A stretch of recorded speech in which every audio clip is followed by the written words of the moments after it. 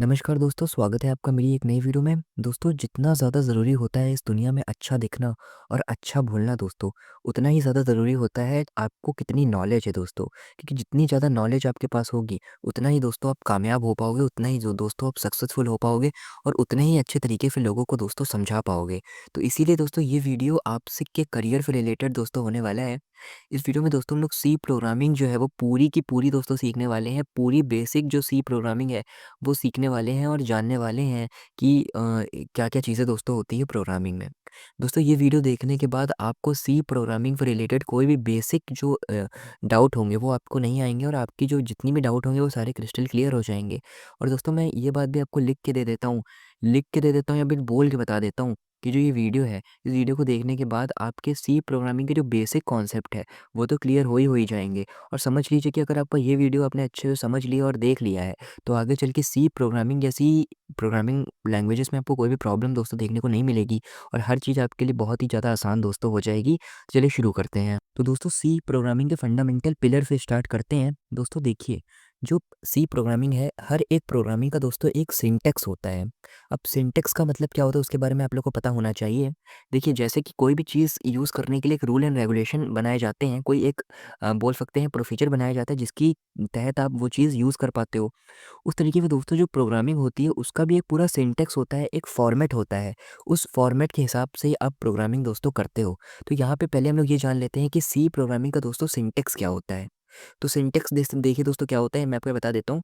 देखिए, जो ये एप्लीकेशन मैं यूज़ कर रहा हूँ सी प्रोग्रामिंग करने के लिए, इसका नाम है दोस्तों देव सी प्लस प्लस। तो इस पे आप जाके आराम से जो प्रोग्रामिंग है उसको आराम से प्रैक्टिस कर सकते हो। तो मैंने इसको डिस्क्रिप्शन में लिंक दे रखा है, आप जाके इस एप्लीकेशन को डाउनलोड भी दोस्तों कर सकते हो।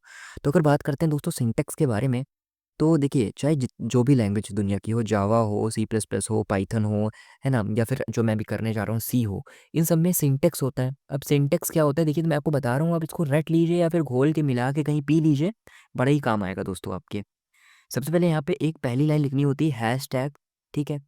Include, hashtag include angular bracket दोस्तों लगा दीजिए यहाँ पे और stdio.h दोस्तों कर दीजिए। दोस्तों ये जो लाइन है ना, ये दोस्तों एवरग्रीन लाइन है। अगर इसको आपने एक बार रट लिया या फिर याद कर लिया दोस्तों, तो सी प्रोग्रामिंग आप जब-जब करोगे, जब-जब आप प्रोग्राम लिखोगे, कोई भी इस दुनिया के कितने भी डिफ़िकल्ट प्रोग्राम लिखोगे या कितने भी आसान प्रोग्राम लिखोगे, उसमें दोस्तों ये वाली लाइन तो यूज़ ही होनी है। और ये क्या है? ये दोस्तों सिंटैक्स है। सिंटैक्स को क्या बोल सकते हैं हम लोग अपनी लैंग्वेज में? रूल एंड रेगुलेशन है दोस्तों। तो hashtag include angular bracket stdio.h enter कर दीजिए दोस्तों। अब यहाँ पे एक और लाइन यूज़ करेंगे वॉइड मेन दोस्तों, वॉइड मेन दोस्तों और पैरेंथेसिस ब्रैकेट दोस्तों। अब देखिए दोस्तों, जो पहली वाली लाइन है hashtag include angular bracket stdio.h, उस लाइन को हम लोग बोलते हैं इंक्लूजन फाइल दोस्तों। उस लाइन को हम लोग बोलते हैं इंक्लूजन फाइल। आपसे कोई पूछ ले अगर कि इस लाइन को क्या बोलते हैं, तो आप बताओगे इंक्लूजन फाइल। और जो दूसरी वाली लाइन है उसमें लिखा हुआ है वॉइड मेन पैरेंथेसिस। वॉइड दोस्तों एक फंक्शन है, मेन एक फंक्शन है। देखिए, फंक्शन को जानने का तरीका होता है, सबसे अच्छा तरीका यही होता है कि जिस वर्ड के आगे दोस्तों पैरेंथेसिस ब्रैकेट लग जाता है, उसके पहले वाला वर्ड दोस्तों क्या होता है? फंक्शन होता है। तो यहाँ पे मेन क्या है? मेन एक फंक्शन है। और वॉइड का मतलब क्या है कि ज़ीरो वैल्यू, कोई एंटर वैल्यू नहीं है, कोई मतलब आउटपुट इनपुट नहीं है, तो ज़ीरो। और मेन क्या है? मेन एक फंक्शन है। तो ये जो दो लाइनें हैं ना दोस्तों, ये एवरग्रीन लाइन है। इसको अगर आपने एक बार याद कर लिया ना, तो सी प्रोग्रामिंग आपके लिए ना एकदम हलवा जैसा हो जाएगा दोस्तों। मैं आपको बता रहा हूँ, यहाँ पे एंटर कर दीजिए और यहाँ पे लगा दीजिए दोस्तों करली ब्रैकेट दोस्तों। ये बहुत ज़रूरी होता है। अब ये चीज़ मैं आपको दिख रही है सामने, hashtag include angular bracket stdio.h void main parenthesis फिर उसके बाद करली ब्रैकेट। ये 4 लाइनों का जो सिंटैक्स है यही प्रोग्रामिंग है बस। इतना समझ लीजिए, अगर आपको ये सिंटैक्स एक बार समझ में आ जाता है, तो इस दुनिया का कोई भी इंसान ऐसा नहीं है जो आपको कह दे कि आपको प्रोग्रामिंग नहीं आती है। तो ये हो जाता है सिंटैक्स दोस्तों। ये एकदम बेसिक है, इसको अगर आपने एक बार फंडामेंटल पिलर पकड़ लिया ना दोस्तों, तो बिल्डिंग तो अपने आप बन ही जाएगी। ठीक है, इतना हो गया। अब यहाँ पे दोस्तों हम लोग एक चीज़ और करेंगे, यहाँ पे फॉर एग्ज़ाम्पल एक छोटा-सा प्रोग्राम मैं रन कराता हूँ और उस प्रोग्राम से आप समझ पाओ, उस प्रोग्राम से मैं आपको एक कुछ ऐसे-ऐसे इसमें टर्म आते हैं, कुछ ऐसे-ऐसे टॉपिक आते हैं, जिसके बारे में मैं आपको समझाऊँगा दोस्तों। तो एक प्रोग्राम बनाते हैं दोस्तों, किन्हीं भी दो डिजिट को हम लोग को प्लस करना है। फॉर एग्ज़ाम्पल आपसे कोई बोल रहा है कि कोई 2 डिजिट है, उस यूज़र कोई 2 डिजिट देगा और उसको प्लस कराना है। अब उसको प्लस कराना है और यूज़र से आप डिजिट माँग रहे हो, है ना? जैसे कई बार क्या होता है कि कैलकुलेटर होता है। अब कैलकुलेटर में क्या होता है, कैलकुलेटर में आप नंबर देते हो और बताते हो, पूरा उसको इंस्ट्रक्शन देते हो कि हाँ हाँ ये प्लस करना है, माइनस करना है, फिर डिवीजन करना है, इंटू करना है, परसेंटेज निकालना है। तो वो क्या कर देता है, वो वही चीज़ करके दे देता है। तो यूज़र आप हो और कैलकुलेटर को आप बता रहे हो, आप इंस्ट्रक्शन दे रहे हो, तो कैलकुलेटर में भी प्रोग्रामिंग हुई होती है। अब वो कौन सी प्रोग्रामिंग हुई है वो तो मुझे नहीं पता, लेकिन प्रोग्रामिंग हुई होती है दोस्तों। उस तरीके से दोस्तों यहाँ पे हम एक छोटा सा प्रोग्राम रन करेंगे, बिल्कुल ही छोटा सा। उसमें क्या करेंगे, दो नंबर को हम लोग प्लस कराएंगे। देखिए कैसे कराते हैं। फॉर एग्जाम्पल सबसे पहले यहाँ पे हम लोग लिखते हैं, सबसे पहले हम लोग को क्या करना होता है, सबसे पहले हम लोग को वेरिएबल लेट करना होता है। अब वेरिएबल का मतलब होता है कि आप किस तरीके का नंबर यूज़र से ले रहे हो। वो फ्लोट नंबर है, वो इंटीजर है, मतलब किस तरीके की वैल्यू आप ले रहे हो यूज़र से। ये पहले आइडेंटिफाई करना होता है या फिर बताना होता है हम लोग को। तो यहाँ पे हम लोग किस तरीके की वैल्यू लेने वाले हैं, यहाँ पे हम लोग लेने वाले हैं दोस्तों इंटीजर वैल्यू। इंटीजर का मतलब होता है जो हमारी नॉर्मल वैल्यू होती है, 1 2 3 4, माइनस में चली जाइए, -1 -2 -3 इनफाइनाइट। तो ये इंटीजर वैल्यू होती है। फ्लोट वाली वैल्यू का मतलब होता है पॉइंट वाली वैल्यू, जैसे कि 1.1 1.2 या फिर जितनी भी आप मान लो। तो फ्लोट का हो गया पॉइंट वाली, इंटीजर का मतलब हो गया नॉर्मल वैल्यू। तो यहाँ पे हम लोग यूज़र से नॉर्मल वैल्यू लेंगे, ठीक है। तो इंटीजर हो जाता है। अब हम लोग को कितनी वैल्यू लेनी है, दो वैल्यू लेनी है। तो दो वैल्यू के लिए हम लोग दो वेरिएबल लेट करेंगे। पहला ए करेंगे, कॉमा लगा दीजिए दोस्तों, बी करेंगे और सेमी कॉलन लगा दीजिए। पहली वैल्यू ए होगी, दूसरी वैल्यू बी होगी और आखिरी में सेमी कॉलन लगाना मत भूलिएगा। दोस्तों एक बात ध्यान रखिए कि जो प्रोग्रामिंग है उसमें हर एक लाइन के आखिर में दोस्तों सेमी कॉलन लगता है। और सेमी कॉलन ना रट लीजिए कहीं, अपने दिमाग में एक छोटी सी जगह बनाइए, वहाँ पे सेमी कॉलन रख लीजिए। सेमी कॉलन हर जगह आपको यूज़ करना ही करना पड़ेगा दोस्तों। और अगर सेमी कॉलन नहीं यूज़ करते तो फिर वो लाइन अधूरी हो जाती है और आपको जो प्रोग्राम होता है वो रन नहीं होता है। तो कई बार लोगों से गलती होती है और गलती होना भी दोस्तों ज़रूरी है। अगर आपसे गलती होती है तो दोस्तों आप बहुत खुशनसीब हो जाते हो, क्योंकि अगर गलती नहीं होगी तो आप सीख नहीं पाओगे दोस्तों। तो यहाँ पे एंटर कर दीजिए और यहाँ पे प्रिंट एफ का यूज़ करिए। प्रिंट एफ दोस्तों यहाँ पे यूज़ करेंगे और इसके अंदर आप लिखोगे, इसके अंदर आप लिखोगे एंटर। इसके अंदर क्या लिखोगे आप, एंटर द नंबर दोस्तों। एंटर दी टू नंबर दोस्तों। अब यहाँ पे टू नंबर आप यूज़र से क्या कराओगे, एंटर कराओगे। अब दो नंबर क्यों एंटर कराओगे, क्योंकि दो नंबर को हम लोग को प्लस करवाना है। तो एंटर द नंबर। अब यहाँ पे हम लोग क्या कर रहे हैं, दो नंबर अलग अलग प्रिंट एफ का यूज़ करेंगे। पहले क्या करेंगे, एंटर दी फर्स्ट नंबर दोस्तों, एंटर दी फर्स्ट नंबर दोस्तों, ठीक है। एंटर दी फर्स्ट नंबर, ठीक है। यहाँ पे सेमीकोलन लगा दीजिए और इसके लिए एंटर द फर्स्ट नंबर, जब यूज़र पहला नंबर देगा तो उसके लिए हम लोग क्या यूज़ करेंगे, स्कैन एफ यूज़ करेंगे। अब स्कैन एफ के बारे में मैं आपको अच्छी से डिटेलिंग बता देता हूँ, डिटेल बता देता हूँ। यहाँ पे भी आप सेमीकोलन लगा दीजिए। सेमीकोलन लगाने के बाद दोस्तों परसेंटेज डी का यूज़ करोगे। अब देखिए यहाँ पे थोड़ी सी कहानी समझने वाली है। देखिए परसेंटेज डी का यूज़ हम लोगों ने क्यों किया, ये बात बहुत मायने रखती है। देखिए जो परसेंटेज डी है वो इसलिए यूज़ किया गया क्योंकि ऊपर जो हम लोग ने वेरिएबल लेट किया हुआ था वो क्या किया हुआ था, इंटीजर किया हुआ था। और इंटीजर को देखते हुए, मतलब इंटीजर के हिसाब से हम लोग ने यहाँ पे परसेंटेज डी लेट किया। अगर फ्लोट होता तो परसेंटेज एफ लेट करते, और अगर कैरेक्टर होता तो दोस्तों परसेंटेज सी यूज़ करते। मतलब कि दोस्तों यहाँ पे जो डेटा टाइप है, डेटा टाइप के हिसाब से अब यहाँ पे स्कैन एफ वाली लाइन लिखते हो। डेटा टाइप का मतलब होता है किस टाइप का दोस्तों डेटा है। तो परसेंटेज डी आपने यूज़ कर लिया। परसेंटेज डी किसके लिए यूज़ होता है, इंटीजर के लिए यूज़ होता है। अगर डेटा टाइप इंटीजर होता है तो परसेंटेज डी यूज़ होता है। बाहर निकल जाइए, कॉमा लगा दीजिए। अब इसके बाद आप लिखोगे एम्परसैंड। एम्परसैंड यहाँ पे लगाओगे और एम्परसैंड लगाने के बाद दोस्तों ए लिख दोगे। हम लोग का पहला जो नंबर होने वाला है दोस्तों वो ए पे जाके ऐड हो जाएगा। हम लोग को पता नहीं कि यूज़र क्या नंबर देगा। यूज़र तो रैंडम कोई भी नंबर दे सकता है ना। जब यूज़र रैंडम कोई भी नंबर दे सकता है तो यहाँ पे ए पे ही जो नंबर देगा वो ए पे ही जाके सेव होगा, क्योंकि हम लोग ने ए और बी दो वेरिएबल लेट करे हुए हैं। तो पहला नंबर जाके ए में सेव होगा और दूसरा नंबर जाके बी में सेव होगा। तो स्कैन एफ में हम लोग ने क्या किया हुआ है, परसेंटेज ए लिख दिया, ठीक है। सेमी कॉलन लगा दीजिए, बाहर निकल जाइए। पहला नंबर क्या हुआ, पहला नंबर दोस्तों यूज़र ने दे भी दिया। स्कैन एफ का हमने यूज़ करके उसको सेव भी करवा लिया, ए में भेज भी दिया। लेकिन अब एक नंबर पे तो प्लस होता नहीं है, एक हाथ से ताली बचती नहीं है, तो एक नंबर से प्लस भी नहीं होता, दो नंबर चाहिए होते हैं हम लोगों को। तो दूसरा नंबर भी हम लोग यूज़र से ही मांगेंगे। Print F parenthesis bracket double inverted comma, इसके अंदर हम लिखेंगे एंटर दी सेकेंड नंबर दोस्तों, एंटर दी सेकेंड नंबर दोस्तों।